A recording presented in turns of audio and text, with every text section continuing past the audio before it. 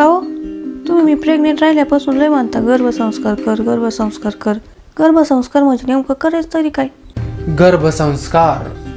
गर्भसंस्कारासाठी बाकीचं काही कर नाही तर नको करू, पण हे हातातलं डबडं पहिलं बाजूला ठेव.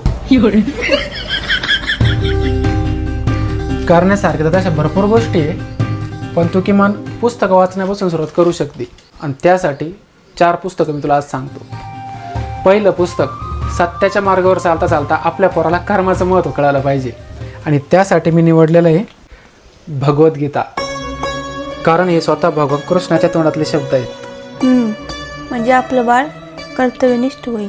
दुसरं पुस्तक, आदर्श संतती कशी असावी हे सांगणारं छत्रपती शिवाजी महाराजांवरचं कोणतं पण एक पुस्तक.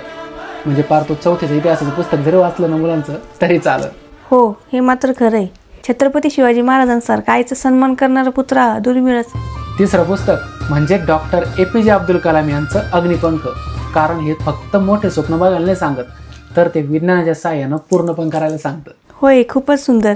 आणि 4थं पुस्तक, आपण फक्त बाळाला जन्म नाही देऊ राहिलो, तर आपण उद्याचा सुजाण भारतीय नागरिक घडवू राहिलो. आतापर्यंत संस्कार, इतिहास, विज्ञानाबद्दल तर झालं. भारताचा आदर्श नागरिक घडवण्यासाठी कोणतं पुस्तक वाचायचं? असं पुस्तक, संविधान. राम कृष्ण.